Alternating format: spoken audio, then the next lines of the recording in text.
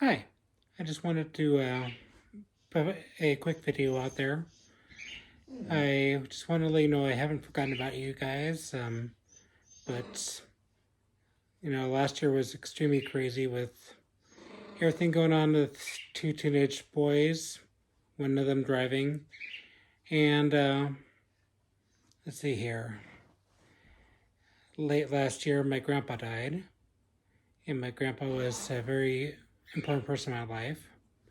And not too long after that, our bird Dakota died. Now, one thing that you probably don't know, in videos that we've done in the past, Dakota, she was our blue and gold macaw. She would always get very loud and boisterous when I was doing videos for you guys. During the day, we could have guests over, we could have company, we could be doing whatever, and she'd be quiet as a mouse. She may say a few words here and there, especially if she's wet. But for some reason, whenever I would do a video, especially a teaching series, she'd always get loud. She'd always start getting fidgety and really making it known that she wanted to be with me.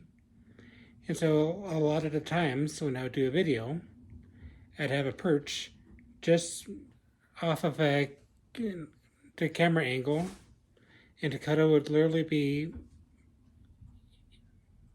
inches or feet away from the camera at all times because she just always got really fidgety and very just uneasy when we did our videos.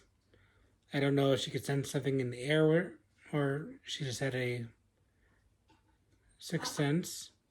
But, anyways, she had a tragic accident and died not too long before Christmas. And so that was rather hard for us. We just recently got a Ruby macaw, and he's 7 months old. And he very well may be part of this video coming soon because he's got pretty good separation anxiety right now. But if he comes up here, great. If he doesn't, then we'll just see how he does. And anyways, I wanted to cover some current events, and I know the one thing that is constantly asked is this part of Bible prophecy? Is that part of Bible prophecy? What, something happens, is that predicted? And I will just clarify again. There are some major events prophesied in the Bible and some minor events. Some major events we already kind of talked about in prior videos, such as Ezekiel 38 war. And we already covered how Ezekiel 37 and 36 already came to pass. So 38 is next to come. And that encompasses a lot of the Shia Islam countries,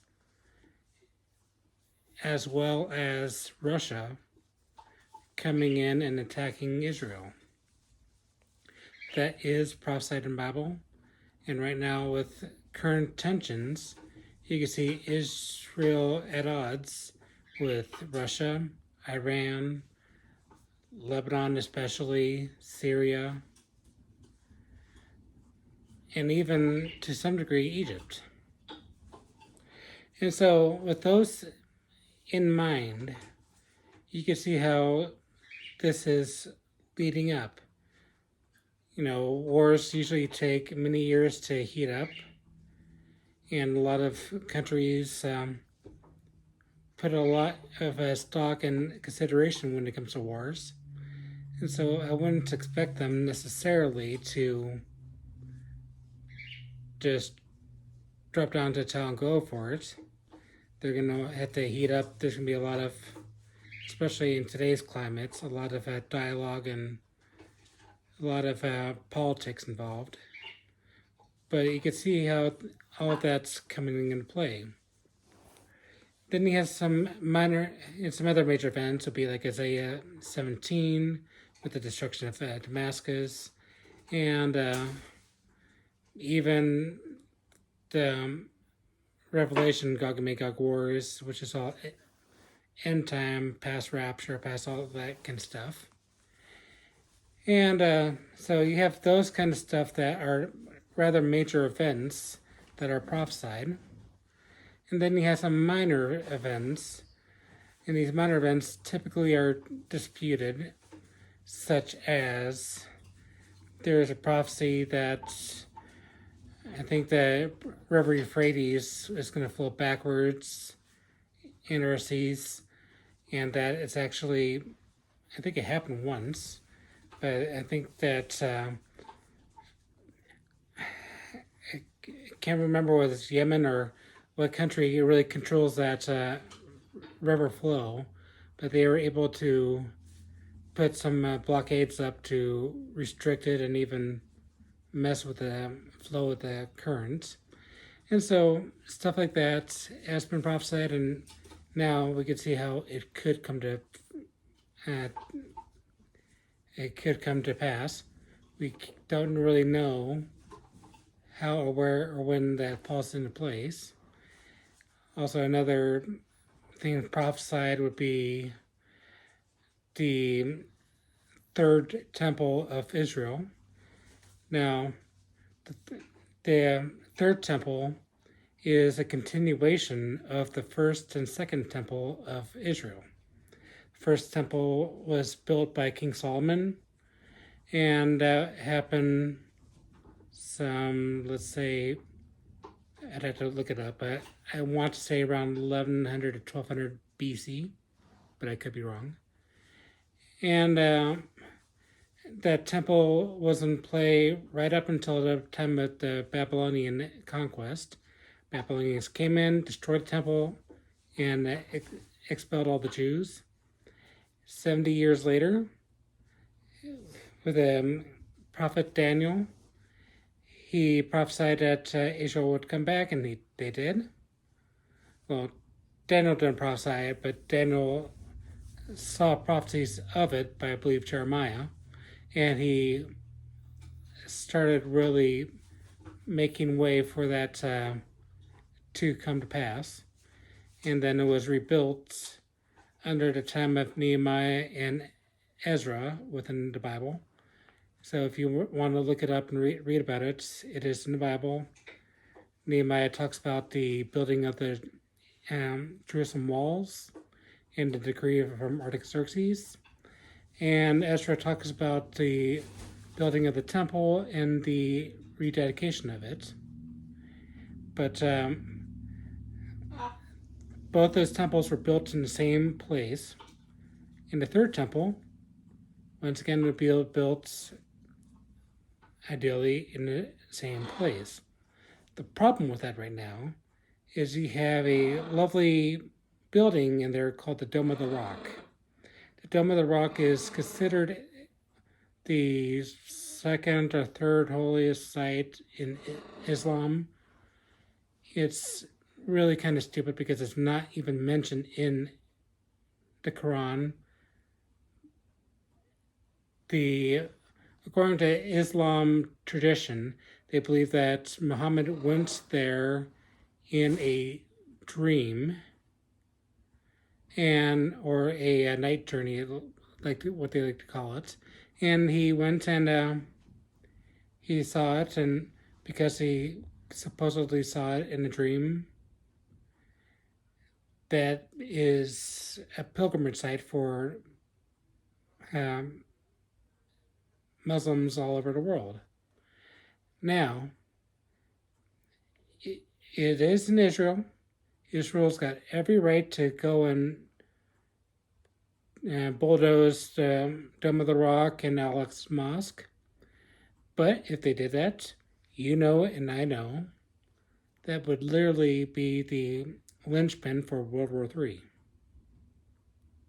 And so they know that even while they want to build it, while they crave to build it, and they even have, as far as have all the utensils already built, They already have the red heifer already picked out. They claim to know where the Ark of the Covenant is, which has been missing since the first temple.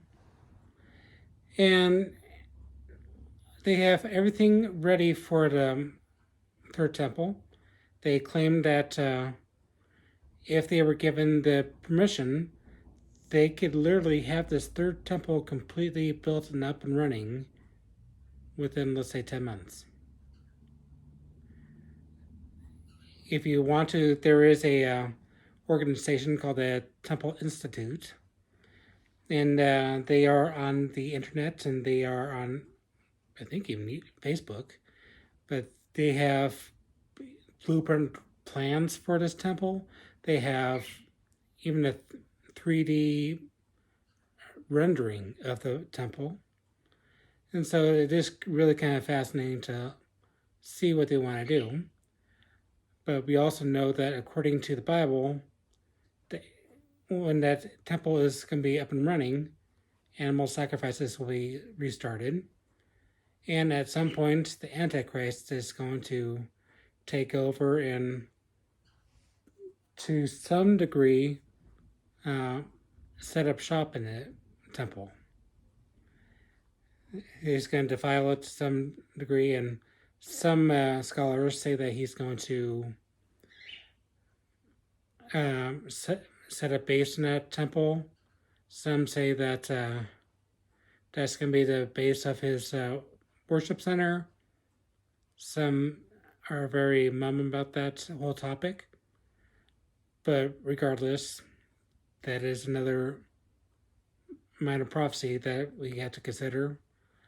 Some other minor prophecies are where they say that the Dead Sea will actually have clean water. And actually, just recently, you can look it up, but they've been finding a stream that's been flowing into the Dead Sea, and it's been pumping in fresh water.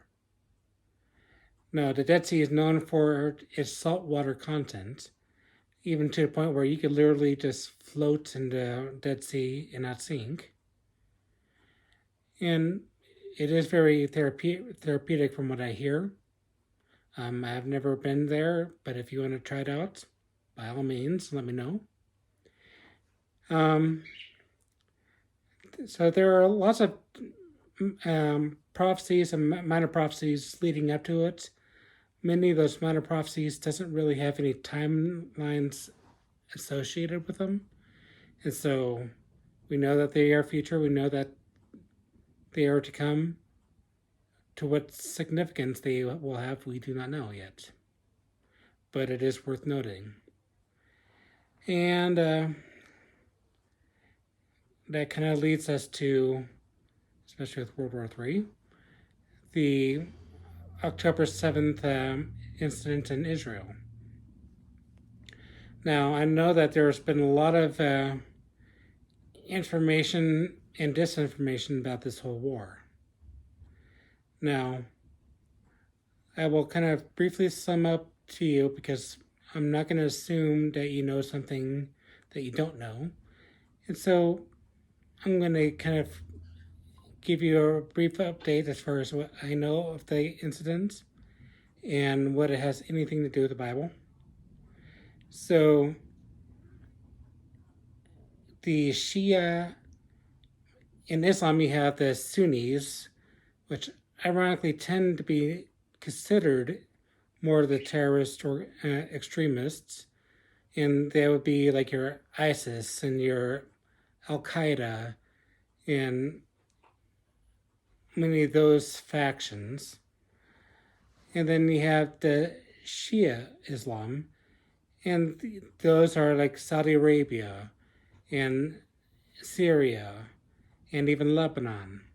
They tend to not necessarily be as extreme or radical as far as violence is concerned, but they tend to be a little bit more political. However, in this instance,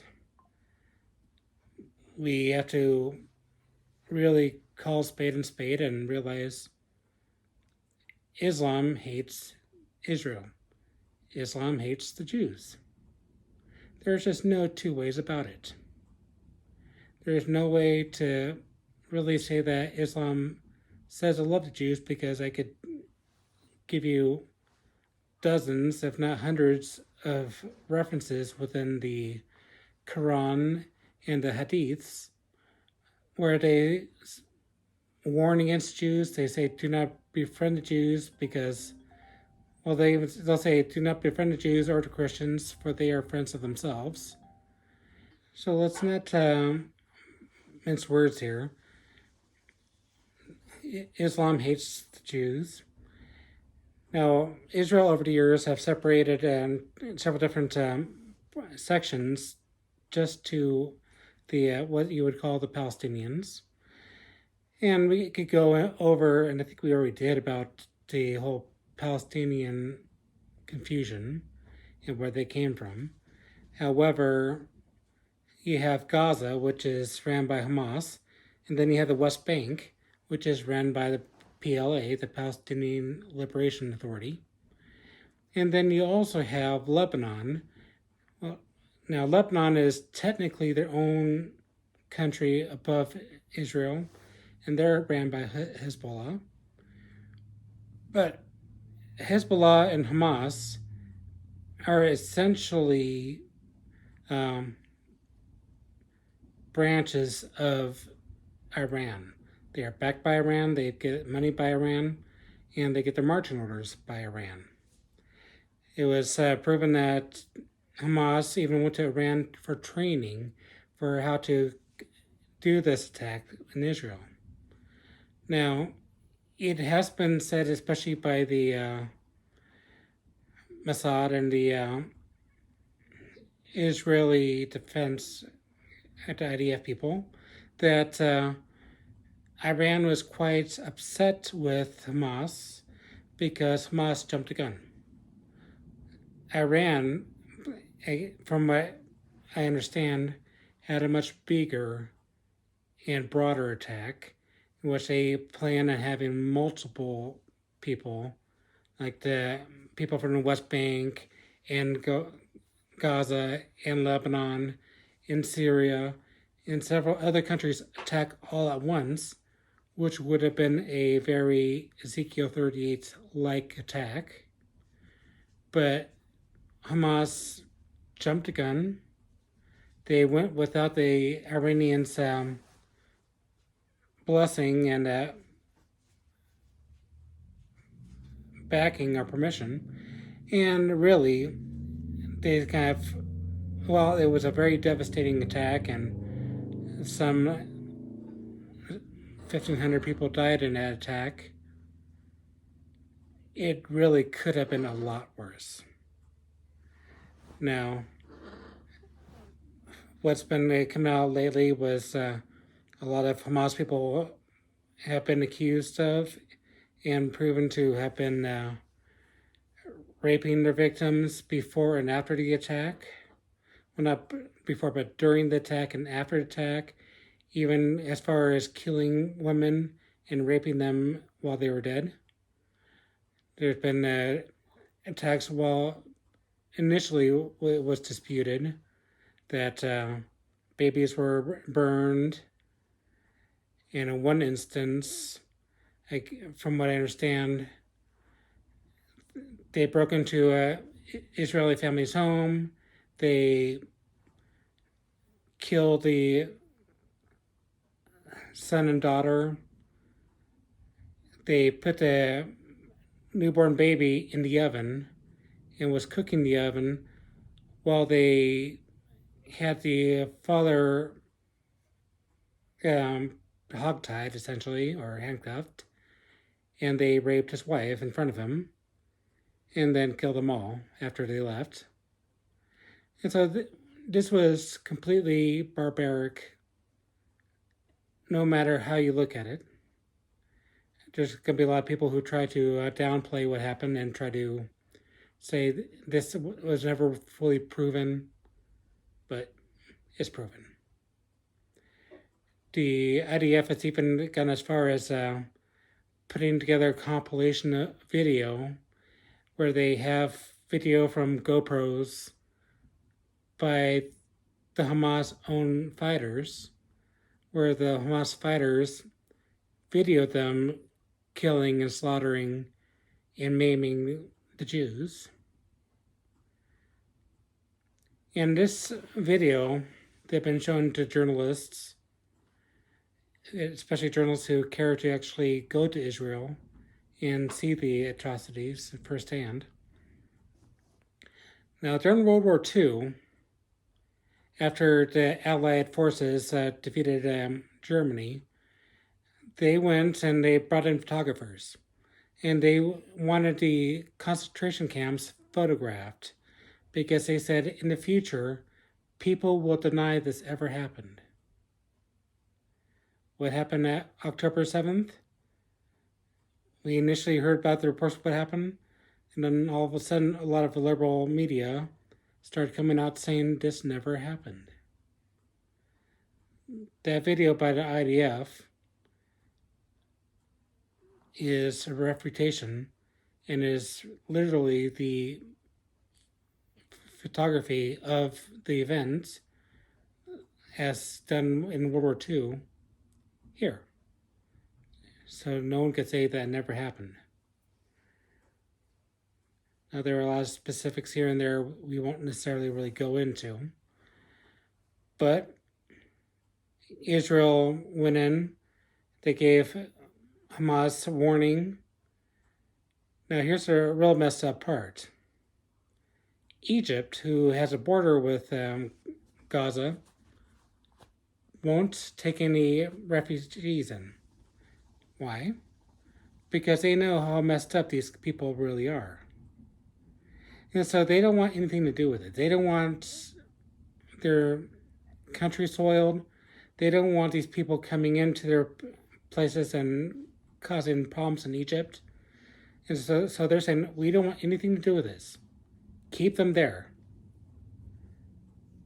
So where do these people go? Israel, without heavy vetting, don't want them in there either, because we know full well they were part of the attack. And so Israel has allowed corridors where they've allowed people to go for safety. So they'll say, okay, we're going to attack northern Gaza, so go to the south. So they'll allow people to go to the south, and then they'll bomb the heck out of the north. And then after they finish the north, they open up quarters for specific people, especially women and children, to go to the north, and they bomb the south.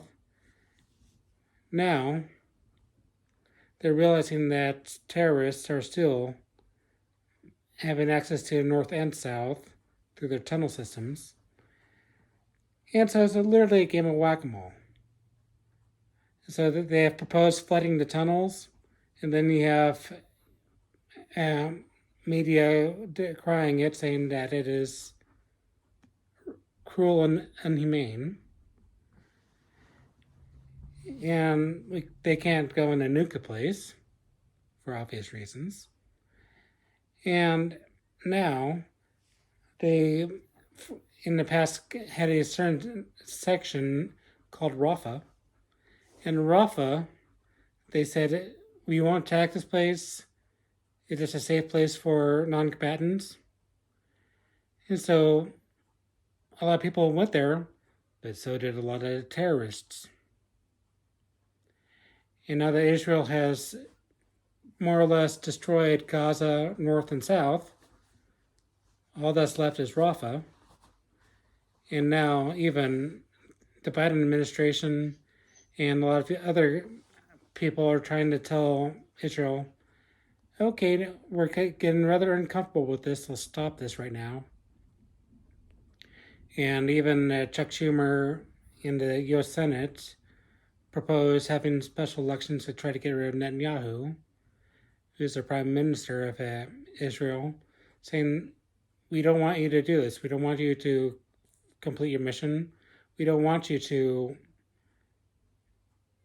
go into Rafah. You're committing war crimes and this and that. And it's really unfortunate. But Israel's goal is to completely dismantle Hamas. They know that if they let these people live, there will be another October 7th in the future. They know that, according to Hamas's own charter, they say that they will not stop until Palestine is liberated. Palestine, in their terms, is all of Israel, Gaza, West Bank, even some part of Syria and Lebanon. And then liberated from who? Liberated from the Jews. So they're not going to stop until the Jews are gone and the land is completely in control of the Muslims and Palestinians. Now, when they start attacking Hezbollah, who is in Lebanon, has started attacking Israel from the north. And Israel is even gone as far as starting a two-front war, attacking Lebanon and Gaza at the same time. And some reports have said that Israel's pushed Lebanon back to the point where they are not really effective in attacking them at the moment. But they already know the handwriting's on the wall. They already know that once they are done with Gaza, they are going to have to move to Lebanon because they know that they are the same side of the same coin. They got funding from Iran just as well. If Iran has nuclear weapons, you could guarantee Hezbollah will have nuclear weapons in short order. And they know that Lebanon and Hezbollah equally hates Israel. And Israel's already warned Lebanon, do not even think of it. Do not even think about attacking us, or we're going to destroy you just like we did Gaza. Now, Lebanon is stronger, bigger, more funded, and have more weapons than Hamas did. And so it will be a tougher war. We cannot kid ourselves with that. It will be a more deadlier war.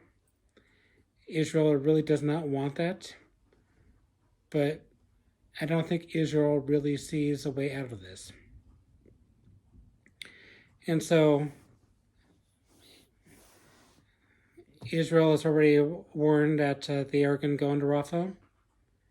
You get to expect the news, especially the more liberal news in the BBC and CNN and whatnot, to really decry this as being the worst thing ever happened, worse than October 7th. And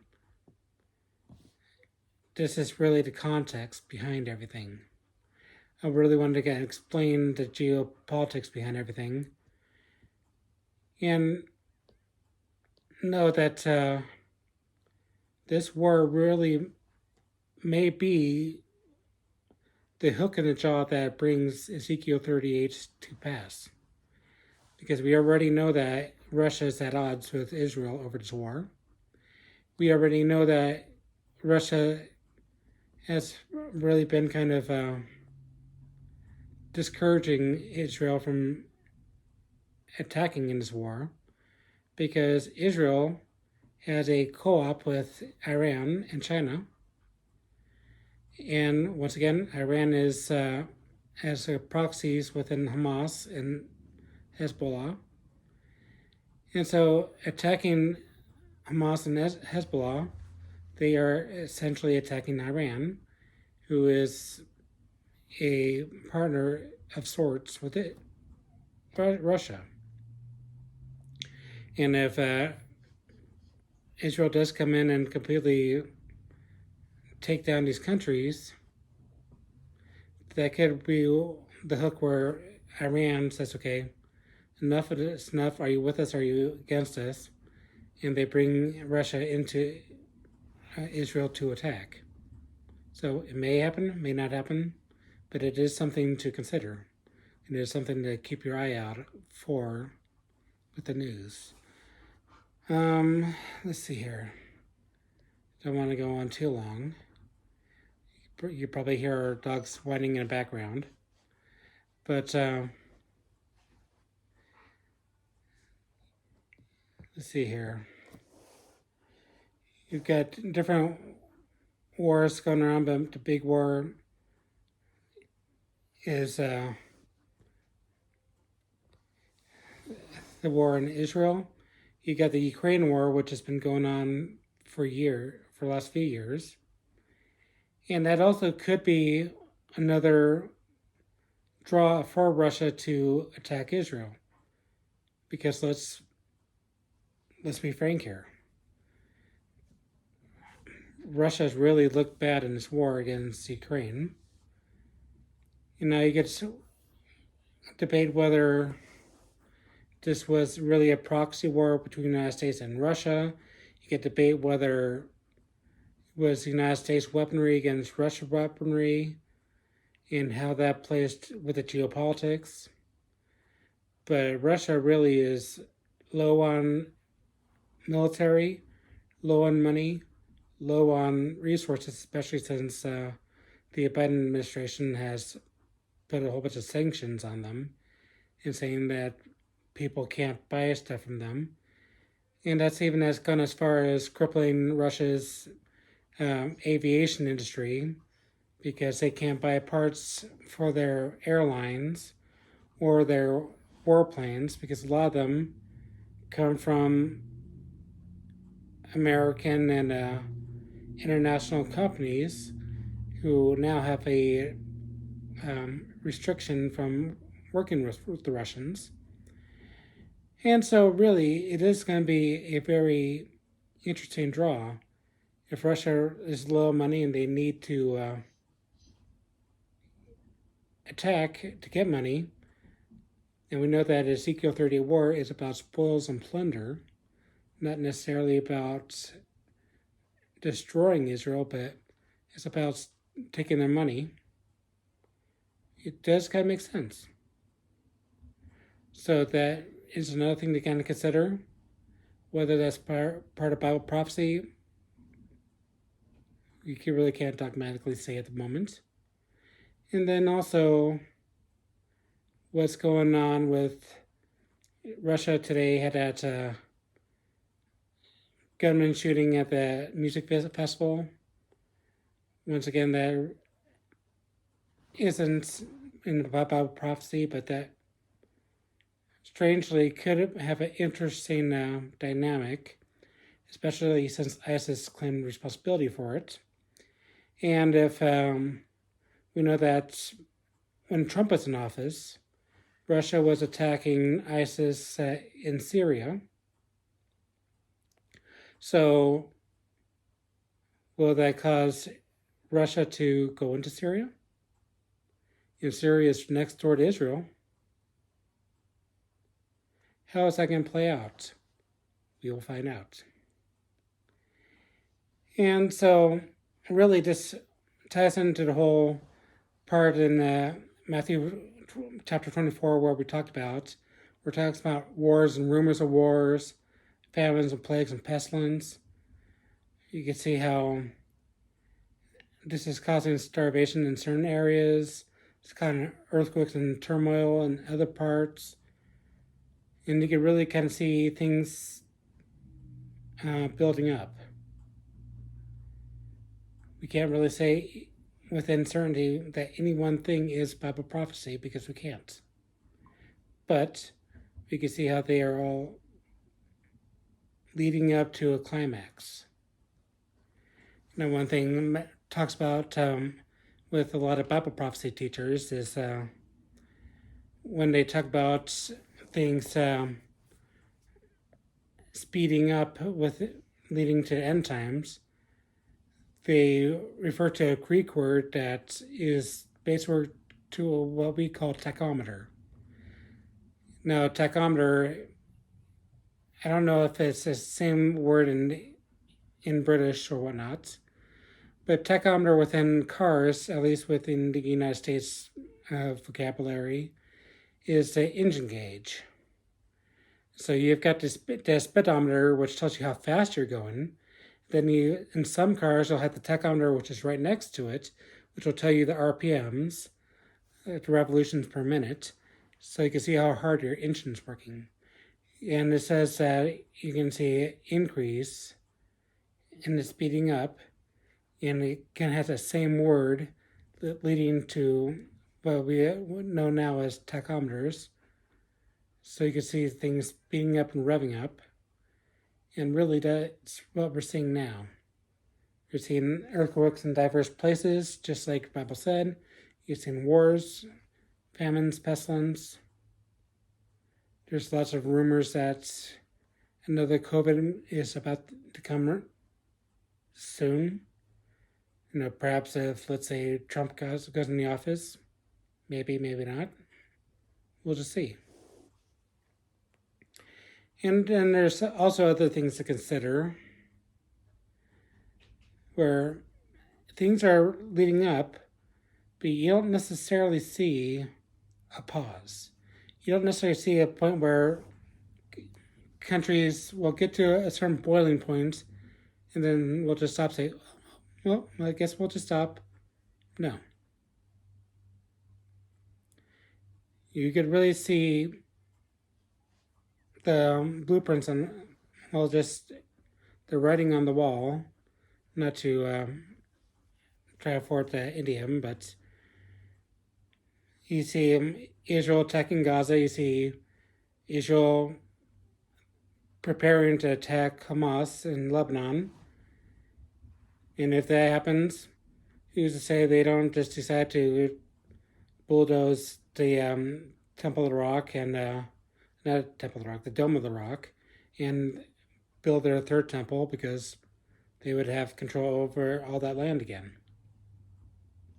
And then perhaps that causes Ezekiel 38 war and Isaiah 17 destruction.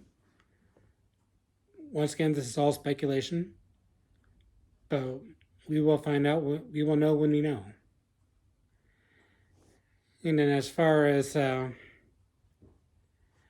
other end time events, we just have to be very kind of careful with what some people say. You may remember how one of the first videos I talked about prophecies people were making regarding Trump, and sadly, none of them really came true. Trump may come back, and all odds right now are showing that Trump is the clear favorite to win re-election. But the election is 8 months away. It's a long, 7 months away, I guess. That's a long time, and a lot of things could happen. He's got a lot of indictments going around the corner, and between what's going on in Georgia, where they're trying to put Trump in jail, and the courts in New York who's trying to bankrupt Trump, he's going to have a really rough year. And while I do hope that he gets reelected, we've got to be pragmatic here, and we just don't know. And once again, if he does get reelected, what does that do with Bible prophecy? Does that stall things a little bit, or does that escalate things a little bit? So we will just have to kind of see. But with that, we'll kind of stop this now and let you kind of digest everything. By all means, if you have any questions, feel free to let me know. And I will make an effort to put forth more videos out. So you could look forward to hearing from me soon. Talk to you later. Bye. I just wanted to quickly introduce you to Skittles, our Ruby macaw. And as I said before, he is 7 months old. He's still teething or speaking in this situation.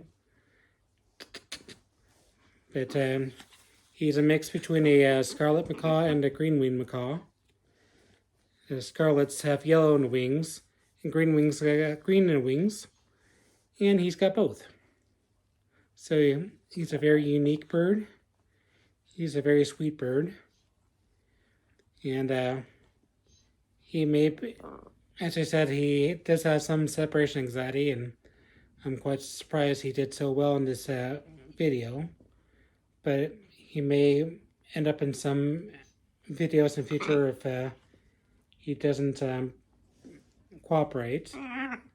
But once again, I just want to introduce you to him, and we'll go from there. Have a good night.